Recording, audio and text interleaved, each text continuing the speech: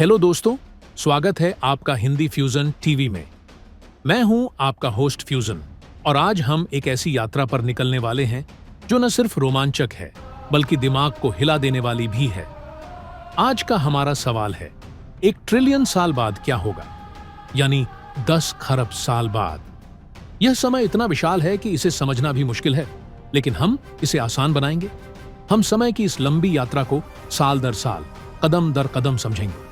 हम देखेंगे कि इंसानियत, जानवर, इमारतें, 7 अजूबे, प्रकृति और मौसम का क्या होगा, कौन बचेगा, कौन खत्म हो जाएगा और हमारी धरती और ब्रह्मांड का भविष्य क्या होगा। तो तैयार हो जाइए, क्योंकि यह कहानी शुरू होती है अगले 50 साल से और खत्म होगी 1 ट्रिलियन साल बाद। चलिए सबसे पहले 50 साल बाद की दुनिया में झांकते हैं, यानी सन 2075। इस समय तक इंसानियत ने तकनीक में जबरदस्त तरक्की कर ली होगी। कृत्रिम बुद्धिमत्ता और रोबोटिक्स हमारे जीवन का अहम हिस्सा बन चुके होंगे। शहरों में स्मार्ट सिस्टम होंगे जो ऊर्जा, ट्रैफिक और संसाधनों को नियंत्रित करेंगे। लेकिन चुनौतियां भी कम नहीं होंगी। जलवायु परिवर्तन के कारण मौसम में उथल-पुथल मच चुकी होगी। तापमान बढ़ेगा, समुद्र का स्तर ऊंचा होगा और तटीय शहर जैसे मुंबई, न्यूयॉर्क और ढाका पानी में डूब सकते हैं। कुछ प्रजातियां जैसे ध्रुवीय भालू और कई समुद्री जीव विलुप्त होने की कगार पर होंगे, क्योंकि उनके प्राकृतिक आवास गायब हो रहे होंगे। लेकिन इंसान अनुकूलन में माहिर है। हम सौर ऊर्जा, पवन ऊर्जा और शायद परमाणु संलयन का उपयोग करके ऊर्जा की कमी को हल कर लेंगे। इमारतें और स्मारक जैसे ताजमहल, गीजा के पिरामिड और स्टैच्यू ऑफ लिबर्टी अभी भी खड़े होंगे, लेकिन कुछ पर मौसम की मार दिखने लगेगी। ताजमहल के संगमरमर पर प्रदूषण का असर होगा और स्टैच्यू ऑफ लिबर्टी को जंग से बचाने के लिए बार बार मरम्मत की जरूरत होगी। प्रकृति में जंगल कम हो जाएंगे, लेकिन संरक्षण के प्रयासों से कुछ प्रजातियां बच सकती हैं। यह एक ऐसी दुनिया होगी जहां तकनीक और पर्यावरण के बीच संतुलन की जंग जारी रहेगी। अब चलते हैं 100 साल बाद, सन 2125। इस समय तक मानवता ने अंतरिक्ष में अपनी मौजूदगी बढ़ा दी होगी। चांद पर कॉलोनियां और मंगल पर बस्तियां बन चुकी होंगी। पृथ्वी पर जलवायु परिवर्तन के प्रभाव और गहरे होंगे।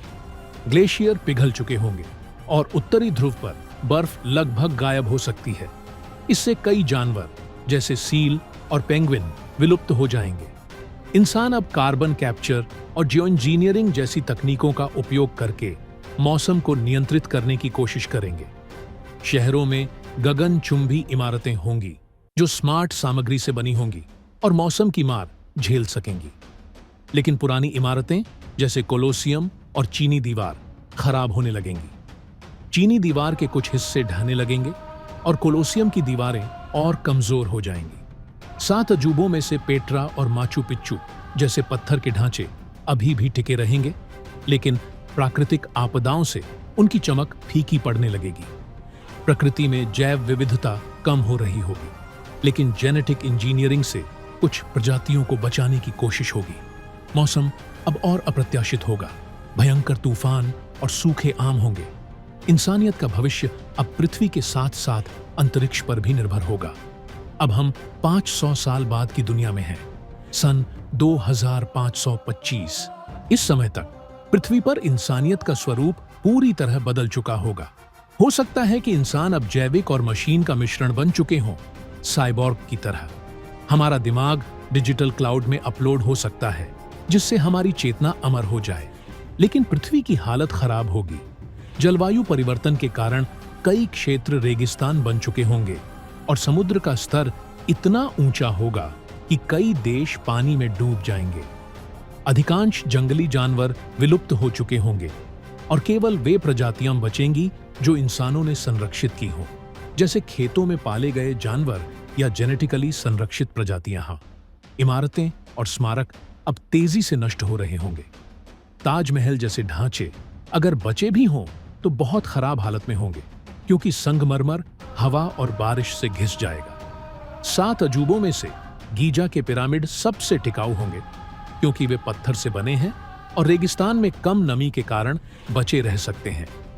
लेकिन स्टैच्यू ऑफ लिबर्टी शायद ढह चुकी होगी, क्योंकि तांबे और स्टील को जंग खा जाएगी। प्रकृति में जंगल लगभग गायब हो चुके होंगे और पृथ्वी का तापमान इतना गर्म होगा कि केवल कुछ ही पौधे और सूक्ष्म जीव बचे होंगे। मौसम अब पूरी तरह बेकाबू होगा और इंसान शायद पृथ्वी छोड़कर अंतरिक्ष में नए घर की तलाश कर रहे होंगे। 1000 साल बाद सन 3025 में पृथ्वी अब वह नहीं रही जो हम आज जानते हैं। इंसानियत शायद पूरी तरह अंतरिक्ष में बस चुकी होगी। मंगल, बृहस्पति के चंद्रमा या सौर मंडल के बाहर की कॉलोनियां इंसानों का नया घर होंगी। पृथ्वी पर अगर कुछ इंसान बचे भी हों तो वे भूमिगत शहरों या बायोस्फीयर में रह रहे होंगे। अधिकांश जानवर और पौधे विलुप्त हो चुके होंगे और केवल कृत्रिम रूप से बनाए गए पारिस्थितिक तंत्र ही बचे होंगे। इमारतें और स्मारक अब मलबे में बदल चुके होंगे। 7 अजूबों में से गीजा के पिरामिड अभी भी कुछ हद तक पहचानने योग्य होंगे, लेकिन उनकी सतह हवा और रेत से घिस चुकी होगी। ताजमहल, कोलोसियम और माचू पिच्चू जैसे ढांचे अब पूरी तरह ढह चुके होंगे और केवल उनके अवशेष बचे होंगे। प्रकृति अब पूरी तरह बदल चुकी होगी। पृथ्वी का अधिकांश हिस्सा रेगिस्तान या बंजर भूमि होगा और मौसम इतना चरम होगा कि तूफान और गर्मी की लहरें सामान्य होंगी। लेकिन कुछ सूक्ष्म जीव जैसे बैक्टीरिया और टार्डिग्रेड्स अभी भी जीवित रह सकते हैं, क्योंकि ये अत्यंत कठिन परिस्थितियों में भी टिक सकते हैं। इस समय तक इंसानियत का भविष्य पूरी तरह अंतरिक्ष पर निर्भर होगा और पृथ्वी एक ऐसी दुनिया होगी जो हमें पहचानने योग्य नहीं लगेगी। अब हम 10,000 साल बाद की दुनिया में हैं, सन 12,025। इस समय तक पृथ्वी एक बंजर ग्रह बन चुकी होगी। इंसानियत शायद पृथ्वी को पूरी तरह छोड़ चुकी होगी और हमारी सभ्यता के निशान लगभग मिट चुके होंगे। इमारतें, स्मारक और 7 अजूबे अब पूरी तरह मिट्टी में मिल चुके होंगे। गीजा के पिरामिड भी अब केवल रेत में दबे पत्थरों के ढेर होंगे, क्योंकि रेत और हवा ने उन्हें धीरे धीरे घिस दिया होगा। प्रकृति में केवल सबसे कठोर जीव जैसे टार्डिग्रेड्स और कुछ बैक्टीरिया ही बचे होंगे। मौसम अब पूरी तरह अस्थिर होगा और पृथ्वी का तापमान इतना अधिक होगा कि सतह पर जीवन लगभग असंभव होगा। समुद्र शायद सूखने लगे होंगे, क्योंकि सूरज की गर्मी बढ़ रही होगी। इस समय तक सूरज धीरे धीरे अपनी उम्र के मध्य चरण में पहुंच रहा होगा और उसकी चमक बढ़ने लगेगी। पृथ्वी का वातावरण पतला हो रहा होगा और ऑक्सीजन की मात्रा कम हो चुकी होगी। इंसान अगर बचे हों तो शायद अन्य ग्रहों पर या अंतरतारकीय अंतरिक्ष यान में रह रहे होंगे। हमारी सभ्यता की यादें केवल अंतरिक्ष में बने डिजिटल अभिलेखों में बची होंगी। 1,02,25 में पृथ्वी अब एक गर्म बंजर ग्रह होगी। सूरज की बढ़ती चमक के कारण समुद्र वाष्पित होने लगेंगे और पृथ्वी का अधिकांश पानी गायब हो चुका होगा। सतह पर कोई पौधा या जानवर नहीं बचेगा और केवल चरम परिस्थितियों में जीवित रहने वाले सूक्ष्म जीव जैसे टार्डिग्रेड्स अभी भी मौजूद हो सकते हैं। इमारतें, स्मारक और 7 अजूबों के सभी निशान पूरी तरह मिट चुके होंगे। गीजा के पिरामिड भी अब रेत और मिट्टी में पूरी तरह दब चुके होंगे। मौसम अब पूरी तरह खत्म हो चुका होगा, क्योंकि वातावरण इतना पतला होगा कि कोई मौसमी चक्र नहीं बचेगा। इंसानियत अगर बची होगी तो शायद सौर मंडल से बाहर अन्य तारों के पास कॉलोनियां बना चुकी होगी। हमारी तकनीक इतनी उन्नत होगी कि हम अंतर तारकीय यात्रा कर रहे होंगे और शायद हमारी प्रजाति अब जैविक से ज्यादा यांत्रिक हो चुकी होगी। पृथ्वी अब एक ऐसी दुनिया होगी जो हमारे पूर्वजों के लिए पूरी तरह अपरिचित होगी। 1 मिलियन साल बाद सन 1,02,025 में पृथ्वी अब जीवन के लिए पूरी तरह अयोग्य हो चुकी होगी। सूरज की बढ़ती गर्मी ने पृथ्वी के सारे समुद्रों को वाष्पित कर दिया होगा और वातावरण लगभग पूरी तरह गायब हो चुका होगा। सतह पर केवल चट्टानें और रेत बचे होंगे और कोई जैविक जीवन नहीं बचेगा, शायद कुछ गहरे समुद्री गड्ढों में बैक्टीरिया को छोड़कर। 7 अजूबों और मानव सभ्यता के सभी निशान अब पूरी तरह मिट चुके होंगे। पृथ्वी का चुंबकीय क्षेत्र कमजोर हो चुका होगा, जिससे सौर विकिरण सतह को और नष्ट करेगा। इंसानियत अगर बची होगी तो शायद अब पूरे आकाश गंगा में फैल चुकी होगी। हमारी तकनीक इतनी उन्नत होगी कि हम तारों के बीच यात्रा कर रहे होंगे और शायद हमारी चेतना पूरी तरह डिजिटल हो चुकी होगी। पृथ्वी अब केवल एक चट्टानी ग्रह होगी जो सूरज की चपेट में धीरे धीरे जल रहा होगा। अब हम 1 बिलियन साल बाद की दुनिया में हैं, सन 1 करोड़ 2025। इस समय तक सूरज अपनी उम्र के मध्य चरण को पार कर चुका होगा और एक लाल दानव बनने की ओर बढ़ रहा होगा। उसकी चमक और गर्मी इतनी बढ़ चुकी होगी कि पृथ्वी पूरी तरह बंजर और निर्जन हो चुकी होगी। सतह का तापमान सैकड़ों डिग्री सेल्सियस होगा और कोई वातावरण नहीं बचेगा। पृथ्वी की सतह पिघलने लगेगी और यह शुक्र ग्रह जैसी दिखने लगेगी। कोई जीवन, चाहे सूक्ष्म जीव हो, अब जीवित नहीं बचेगा। इंसानियत अगर बची होगी तो शायद अब आकाशगंगा के अन्य तारों के पास रह रही होगी, या शायद हमारी सभ्यता पूरी तरह बदल चुकी होगी। 7 अजूबों और मानव सभ्यता के सभी निशान अब पूरी तरह गायब होंगे और पृथ्वी केवल एक पिघला हुआ चट्टानी गोला होगी। सूरज की बढ़ती गर्मी अब सौर मंडल के अन्य ग्रहों जैसे मंगल और बृहस्पति को भी प्रभावित कर रही होगी। 10 अरब साल बाद, सन 10 अरब 2025 में सूरज अब पूरी तरह एक लाल दानव बन चुका होगा। उसका आकार इतना बढ़ चुका होगा कि वह पृथ्वी और शायद मंगल को भी निगल लेगा। पृथ्वी अगर बची भी होगी तो सूरज के भीतर पिघल चुकी होगी। सौर मंडल अब पूरी तरह बदल चुका होगा। बृहस्पति और शनि जैसे गैस दानव ग्रह भी सूरज की गर्मी से प्रभावित होंगे और उनके चंद्रमा शायद पिघलने लगेंगे। इंसानियत अगर अभी भी मौजूद होगी तो शायद अब आकाशगंगा से बाहर अन्य गैलेक्सियों में बस चुकी होगी। हमारी तकनीक इतनी उन्नत होगी कि हम तारों को बनाने और नष्ट करने की क्षमता रखते होंगे, लेकिन पृथ्वी और सौर मंडल का कोई निशान नहीं बचेगा। यह एक ऐसी दुनिया होगी जहां हमारी उत्पत्ति की कहानी केवल डिजिटल अभिलेखों में बची होगी। 100 अरब साल बाद, सन 1 करोड़ 2025 में सूरज अब एक सफेद बौना बन चुका होगा। यह एक छोटा ठंडा तारा होगा जो अब कोई ऊर्जा उत्पन्न नहीं करेगा। सौर मंडल के बचे हुए ग्रह जैसे बृहस्पति और शनि अब ठंडे और अंधेरे होंगे।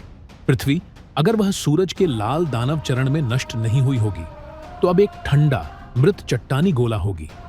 आकाशगंगा में तारे बनने की प्रक्रिया धीमी हो चुकी होगी और ब्रह्मांड अब धीरे धीरे ठंडा और अंधेरा हो रहा होगा। इंसानियत अगर बची होगी तो शायद अब पूरी तरह गैर जैविक होगी और हमारी चेतना ऊर्जा के नए रूपों में मौजूद होगी। प्रकृति, जानवर और सभ्यता के सभी निशान अब पूरी तरह गायब होंगे।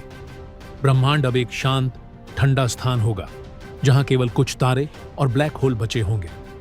अब हम अपनी यात्रा के अंत पर हैं, 1 ट्रिलियन साल बाद, सन 1 अरब 2025।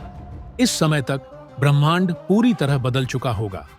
तारे बनने की प्रक्रिया लगभग रुक चुकी होगी और अधिकांश तारे सफेद बौने, न्यूट्रॉन तारे या ब्लैक होल बन चुके होंगे। सूरज का सफेद बौना अब पूरी तरह ठंडा हो चुका होगा और यह एक काला बौना बन जाएगा। सौर मंडल का कोई निशान नहीं बचेगा। पृथ्वी अगर बची होगी तो अब एक ठंडा मृत पत्थर होगा जो ब्रह्मांड के अंधेरे में तैर रहा होगा। आकाशगंगा अब अन्य गैलेक्सियों के साथ विलय हो चुकी होगी और ब्रह्मांड का विस्तार इतना बढ़ चुका होगा कि तारे एक दूसरे से इतनी दूर होंगे कि रात का आकाश पूरी तरह काला होगा। इंसानियत अगर अभी भी मौजूद होगी तो शायद अब ऊर्जा के ऐसे रूप में होगी जो हम आज कल्पना भी नहीं कर सकते। कोई जैविक जीवन, प्रकृति या मौसम अब मौजूद नहीं होगा। ब्रह्मांड अब एक ठंडा, शांत और लगभग खाली स्थान होगा जहां केवल ब्लैक होल और कुछ कण बचे होंगे। यह एक ऐसी दुनिया होगी जहां समय का कोई अर्थ नहीं बचेगा और हमारी कहानी केवल ब्रह्मांड के अंधेरे में खो जाएगी। तो दोस्तों, यह थी हमारी यात्रा 50 साल से लेकर 1 ट्रिलियन साल तक। हमने देखा कि कैसे इंसानियत, प्रकृति और हमारी दुनिया समय के साथ बदलती है और कैसे ब्रह्मांड धीरे धीरे अपने अंत की ओर बढ़ता है। लेकिन एक बात जो हमें सिखाती है वह यह है कि हर कहानी, चाहे वह इंसान की हो, प्रकृति की हो या ब्रह्मांड की, अपने आप में अनमोल है। हिंदी फ्यूजन टीवी में हम आपके लिए ऐसी ही रोचक और प्रेरणादायक कहानियां मिलाते हैं।